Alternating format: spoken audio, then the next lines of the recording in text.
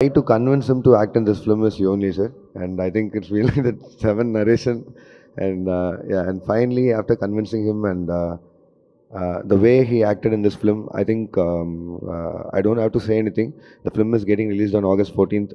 Please do watch it, and then you'll know what Nag sir has done to this film. Thank you all. Thank you so much. Thank you so much sir. Lokesh sir, ట్విట్టర్లో చాలా discussion నడుస్తుందన్నమాట. మనకి trailer release అయిన తర్వాత everybody is coming up with their own story. అందులో చాలామంది ఇది sci-fi, time travel ఇవన్నీ చెప్తున్నారు. వాళ్ళు కనిపెట్టింది నిజం అని మీరు అంటారా? Is it real?